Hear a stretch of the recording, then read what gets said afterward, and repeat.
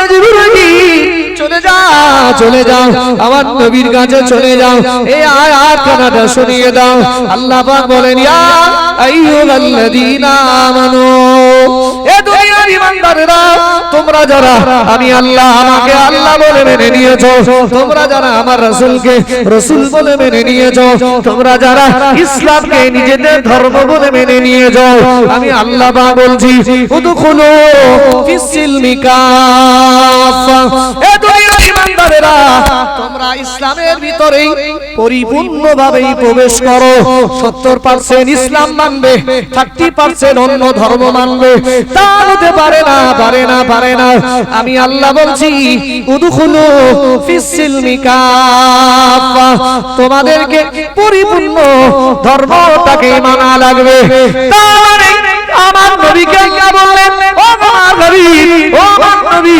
দুনিয়ার মানুষদের বলে দেন এক কথায় মহান আল্লাহর যত আদেশ রয়েছে মহান আল্লাহর যত নিষেধ রয়েছে কোরআনের যত বিধান রয়েছে ও নবী আপনার যত কথাবার্তা রয়েছে ও আমার নবী পৃথিবীর ঈমানদারেরা যেন সবটাই মেনে নেয় ওদের যেটা সহজ হবে ওরা সেটা পালন করবে ওদের জন্য যেটা কঠিন ওরা ছেড়ে দেবে তা হতে পারে না পারে না পারে না ওদের জীবনে ইসলামের প্রত্যেকটা ঈদ মানা লাগবে তাদের নামই তো বলেন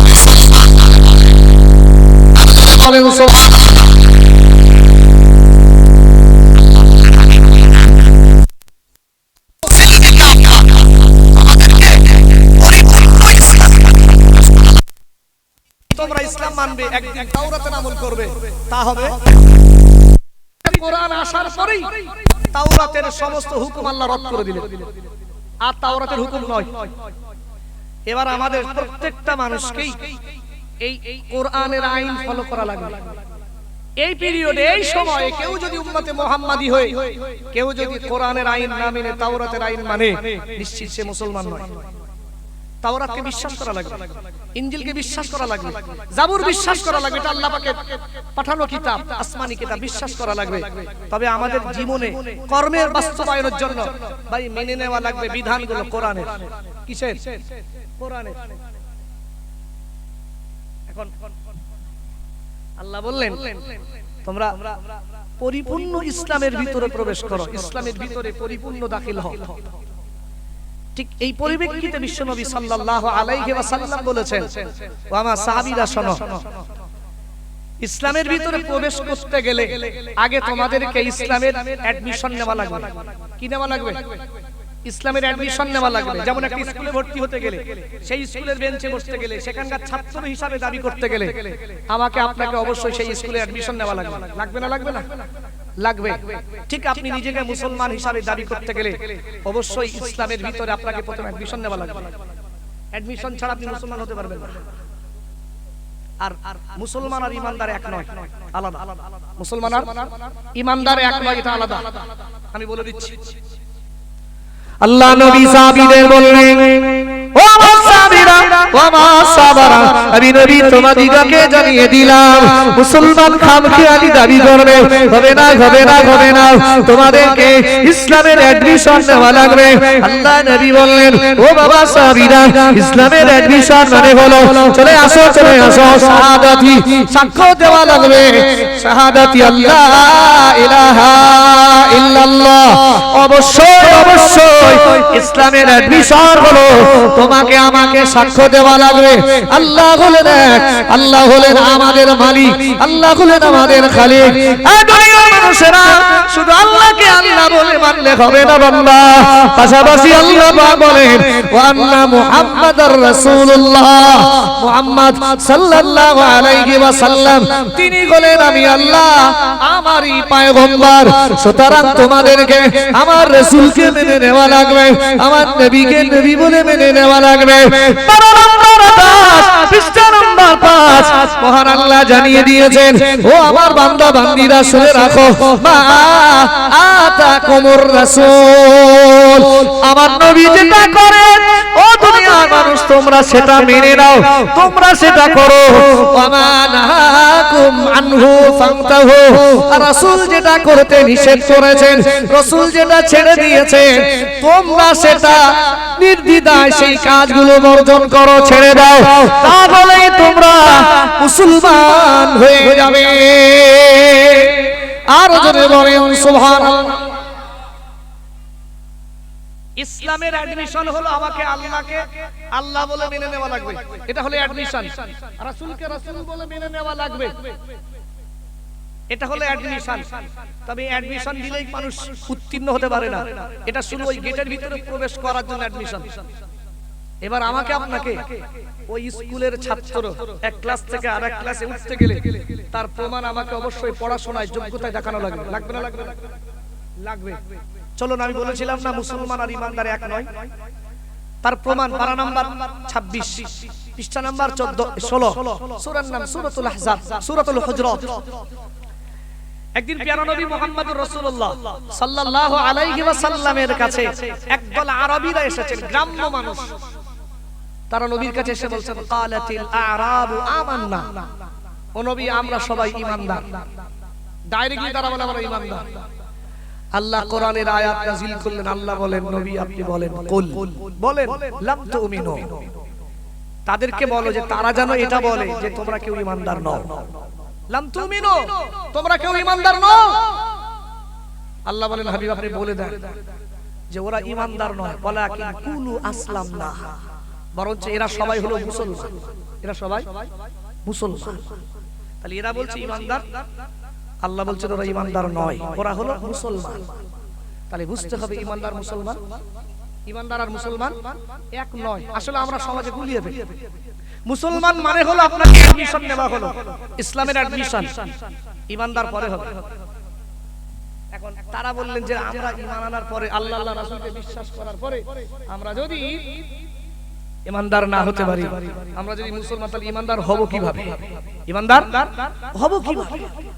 তখন আল্লাহ বললেন হাবিব আপনি বলে দেন, ওয়া ইন তুতিউল্লাহ ওয়া রাসূলাহ, যেদিন তুমি আল্লাহ আল্লাহ রাসূলের হুকুমগুলো তুমি তোমার কর্মে বাস্তবায়ন করবে, নিশ্চিত তুমি সেদিন আর শুধু মুসলমান নয়, সেদিন তুমি মুসলমানের সাথে ঈমানদার হয়ে যাবে। জোরে বলেন, আরো জোরে বলেন সুবহানাল্লাহ।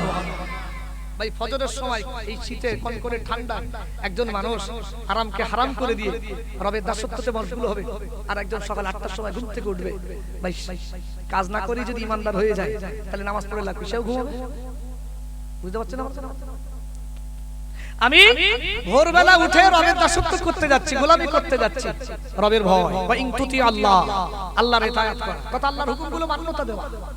আর আরেকজন ঘুমাচ্ছে সকাল 7টা 8টা 9টায় উঠে, কোনদিন এক হবে? এক হবে না ভাই। ও শুধু অ্যাডমিশন লেগে গেছে যে 8টায় উঠে, শুধু অ্যাডমিশন, ও কিন্তু পড়াশোনা করে না। ওই দেখবেন এখনকার ছেলেপিলে দেখেন ঠিক পরীক্ষা শুরু হবে, কাল থেকে পরীক্ষা বা দুদিন আগে থেকে পরীক্ষা, এইবার একটা দিন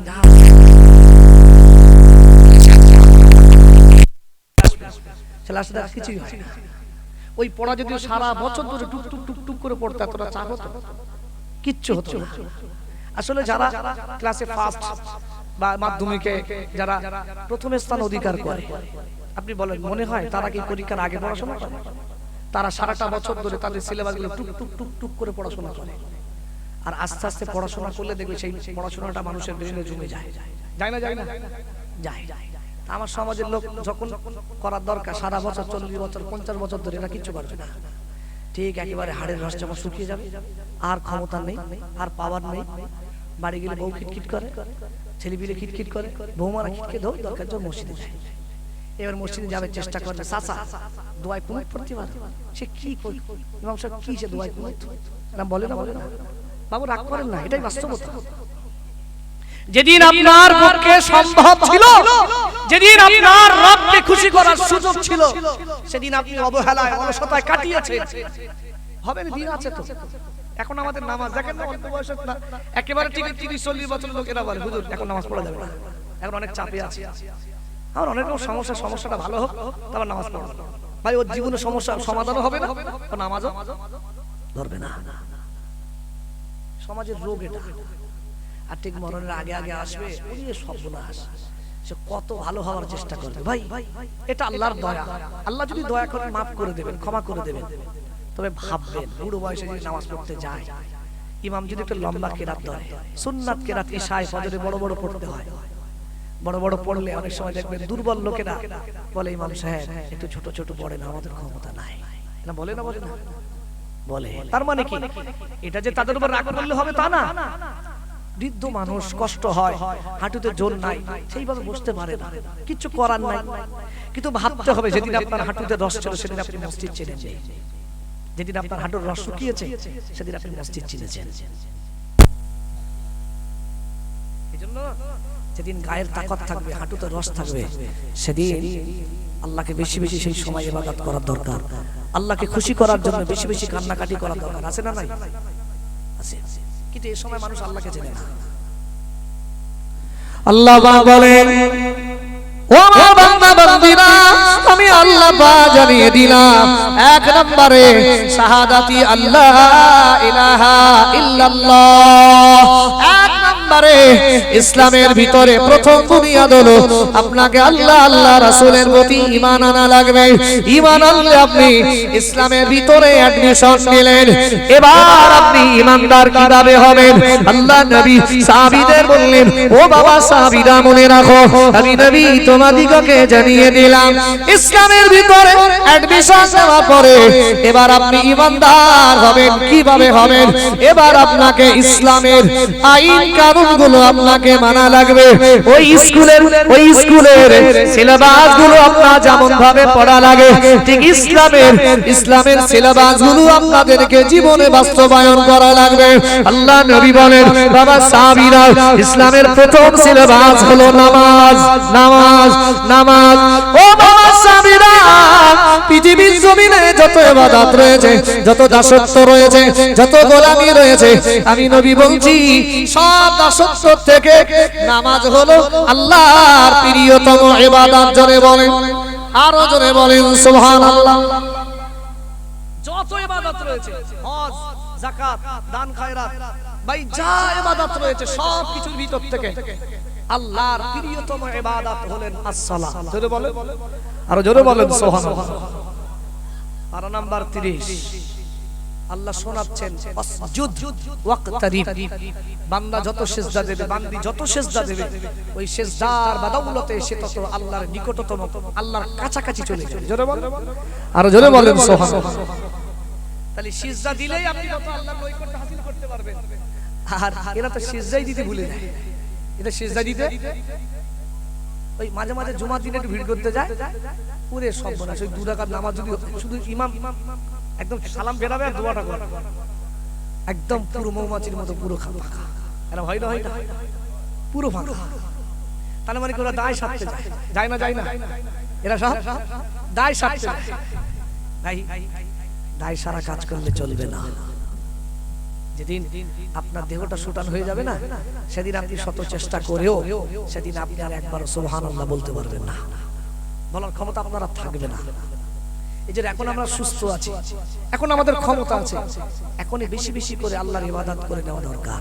ইমাম গাজ্জালী রাহমাতুল্লাহ আলাইহি হুজুর কিতাবে লিখেছেন, আপনি অল্প বয়সে বেশি বেশি আল্লাহর ইবাদত করে নেন, আর বৃদ্ধ যখন হয়ে যাবেন, চেষ্টা করার পর যখন আপনি পারবেন না, তখন আপনার দ্বারা যতটুকু আদায় হবে আপনি আল্লাহর উপরে ভরসা রাখবেন যে আপনার এই দুর্বল ইবাদত আল্লাহ নিশ্চিত তার দয়া, তার করুণা দিয়ে আল্লাহ কবুল করে নেবেন। জোরে বলেন সুবহানাল্লাহ। আপনার সতেজ অবস্থায়, সুস্থ অবস্থা, তখন আপনি আল্লাহকে ডাকবেন না। আর বৃদ্ধ বয়সে গিয়ে আপনার ইবাদতে ত্রুটি থাকবে, আপনি বলেন আল্লাহ দয়া করলে সেটা আলাদা জিনিস, কিন্তু ভাববেন। এইজন্য আমার যুবক ভাইদের বলি, বেশি বেশি আল্লাহর ভয় করো, ইবাদত করো, দাসত্ব করো, গোলামি করো। আল্লাহ পাক কোরআন শরীফের ভিতর আল্লাহ পাক জানিয়েছেন, মানুষেরা আমি আল্লাহ পাক জানিয়ে দিলাম, আল্লাহ পাক ইসলামের প্রথম অ্যাডমিশন হলো, ইসলামের প্রথম সিলেবাস হলো নামাজ, নামাজ, নামাজ, নামাজ। আল্লাহ নবী বলেন, ও আমার সাহাবীরা মনে রাখো, কিয়ামতের ময়দানে মুসিবতের দিন আল্লাহ পাক সূরার নাম সূরাতুত তাগাবুন। আল্লাহ পাক জানিয়েছেন ইয়াউমা ইয়াজমাউকুম লিয়াউমিল জাম যালিকা ইয়াউমুত তাগাবুন। হাসরের ময়দানে বিচারের দিবস হবে, এটা সত্য জিনিস। তবে সেই দিন হবে জয় আর পরাজয়ের দিন। সেদিন যে মানুষটা আল্লাহ শাহী দরবারে একবার জয় লাভ করবে, কোন মানুষটাকে হারাতে পারবে না, ওই মানুষটা নাজাত পেয়ে যাবে। ওই দিন যে মানুষটা হেরে যাবে, যে মানুষটা পরাজিত বরণ করবে, সেই মানুষটা জাহান্নামের খোরাক হয়ে যাবে। এই জন্য নবী আমার বলেন, ও আমার সাহাবীরা শুনে রাখো, আউয়ালু মা ইউহাসাবু বিহিল আবদ ইয়াউমাল কিয়ামাতি মিনাস সালাহ।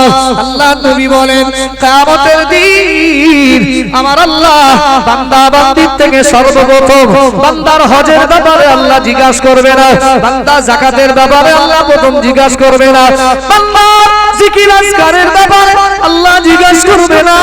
আল্লাহ সর্বপ্রথম আউয়ালু মা ইউহাসাবু বিহিল আবদু ইয়াউমাল কিয়ামাতি, কিয়ামতের দিন আল্লাহ যে বিষয় সর্বপ্রথম প্রশ্ন করবে, আয় আমার বান্দা, আয় আমার বান্দীরা, শোনো শোনো, আমি আল্লাহ বলছি মিনাস সালাহ, নামাজের ব্যাপারে আল্লাহ জিজ্ঞাসা করবেন।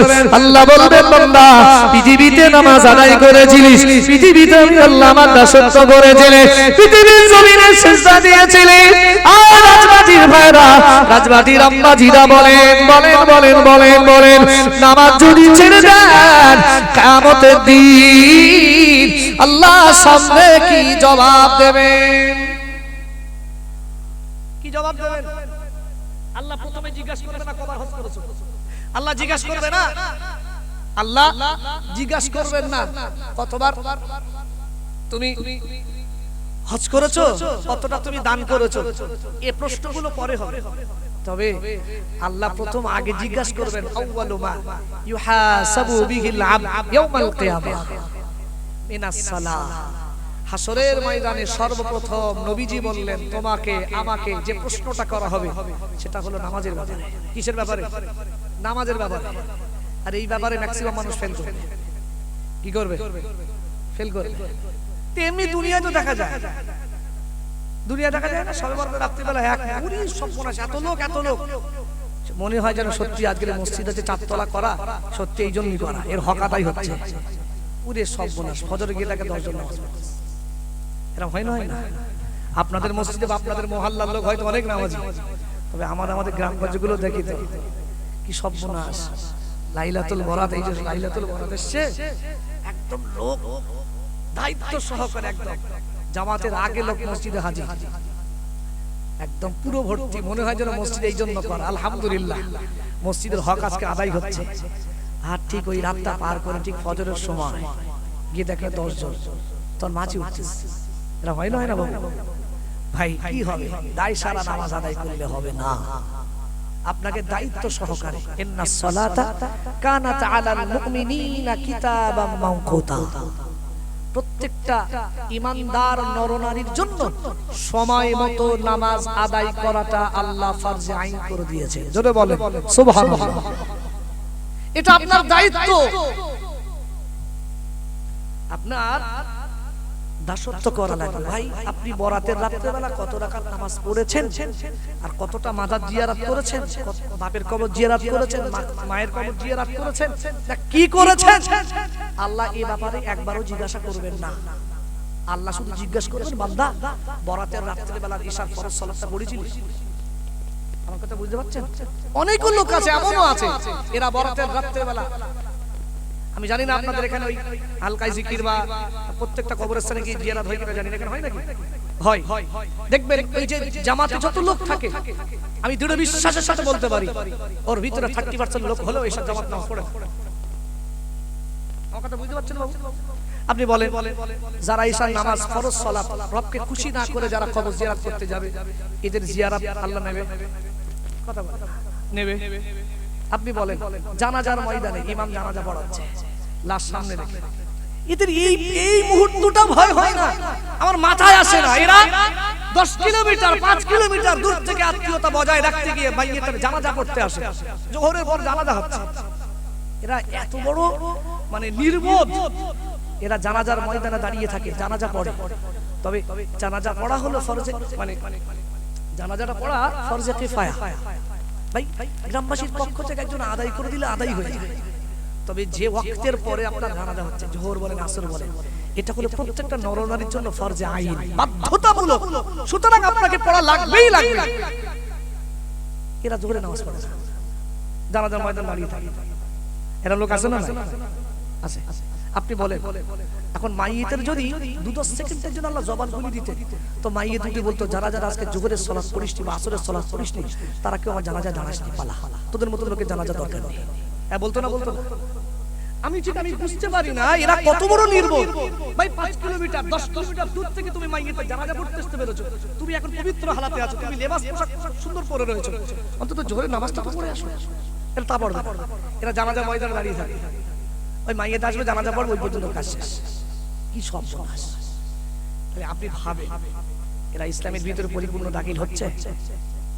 এরা মন চাই জিন্দেগি, যেটা ভালো লাগছে করছে, যেটা ভালো লাগে না সেটা ছেড়ে দিচ্ছে। এর নাম ইসলাম নয়। আপনি যখন ইসলাম এই ধর্মটা মনে প্রাণে মেনে নেবেন, নিশ্চিত মহান আল্লাহর ইতায়াত করা লাগবে, রাসূলের ইতায়াত করা লাগবে, তথা ধর্মের প্রত্যেকটা ব্যাপার আপনাকে জীবনে মান্যতা দেওয়া লাগবে। যদি না দেন তাহলে আপনি বুঝবেন আপনি মুসলমান হতে পারলেন না, আপনি স্বার্থপর, আপনি ধান্দাবাজ,